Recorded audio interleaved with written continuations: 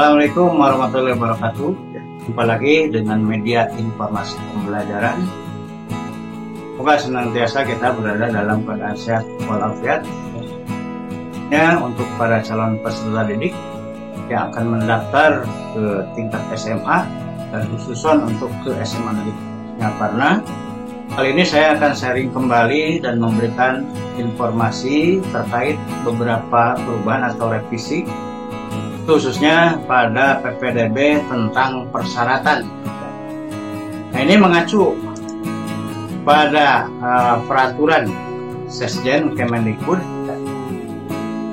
Riset dan Teknologi nomor 1 tahun 2022 tentang tata cara penulisan dan juga yang terpenting adalah titik mangsa, ya, atau TMT dari ijazah tersebut. Nah, sama-sama kita ketahui untuk SMP ini ternyata titik mangsanya itu tanggal 15 Juni 2022, ya, tanggal 15 Juni 2022.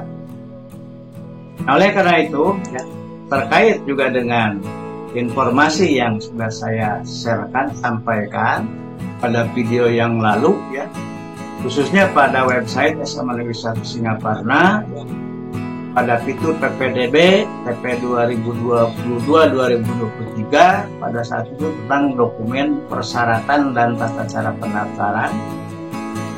Ini kita lihat, ya, ada perubahan. Nah, tolong dicermati nanti. Ini karena terlalu kecil, ya. Ini yang persyaratan umum kita lihat. Saya akan coba jelaskan. Nah, ini, ya. Jadi salah satu persyaratannya itu peserta didik memiliki ijazah SMP atau sederajat, ya, ataupun kalau memang ini belum terbit atau surat keterangan lulus, ya. Karena terkait tadi SMP, ya, dari kelulusan SMP itu tanggal 15 Juni 2022, maka ijazah atau surat keterangan lulus itu tidak mungkin untuk dipindai atau diunggah pada laman PPDB Jabar, ya. Nah, kalau kita melihat persiapan, ya, dari tanggal 23 Mei sampai dengan 5 Juni 2022. Nah, ini maksud tahap persiapan itu kalau kita lihat, ya, pada PPDB dari Provinsi Jawa Barat ini, kalau kita lihat, ya, tahap persiapan pada jadwal, kita lihat ini, nah, ini, ya,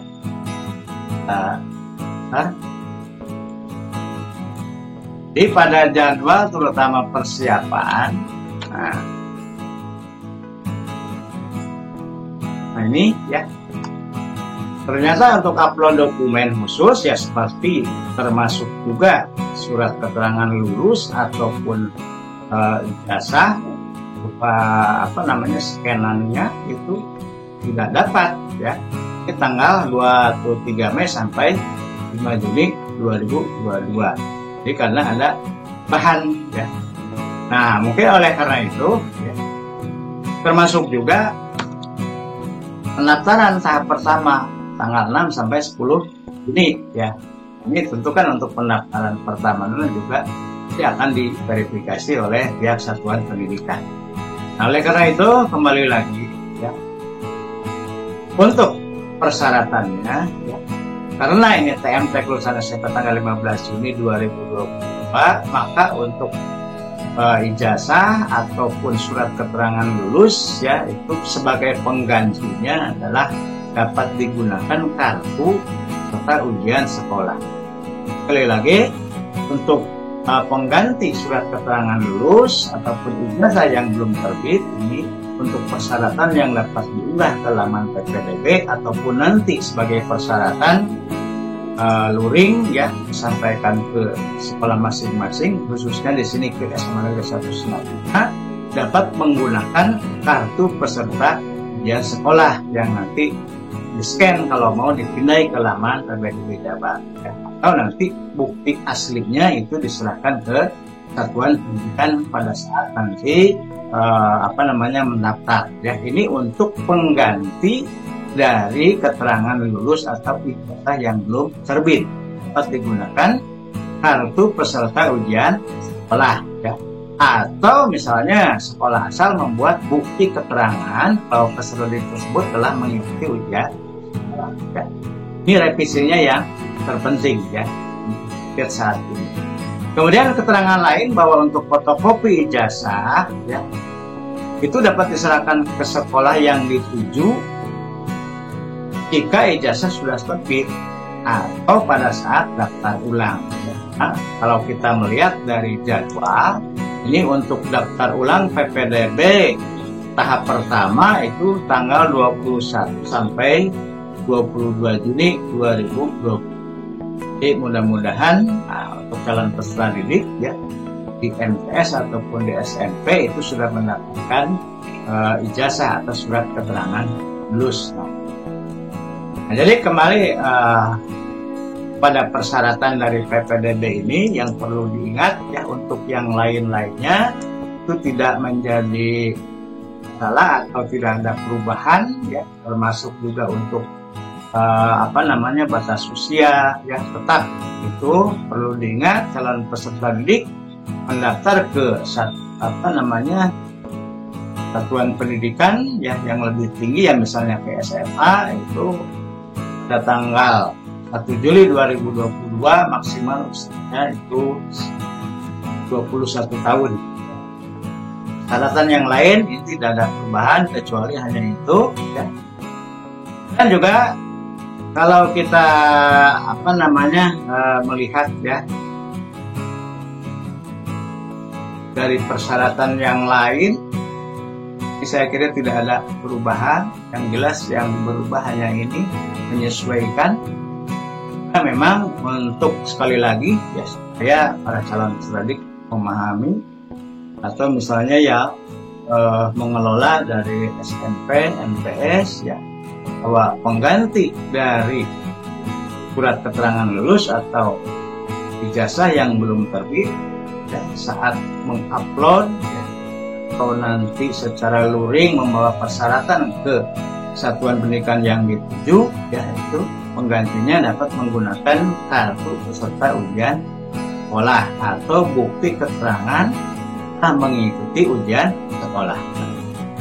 Para pemirsa dan juga khususnya calon peserta didik yang saya banggakan ya, terkait dengan itu maka juga diingatkan pada unduhan dokumen, kita lihatnya itu pada fitur PPDB dan ada unduhan form, diingatkan ya, karena ini sudah direvisi ya, maka kita lihat untuk nomor 11 ini.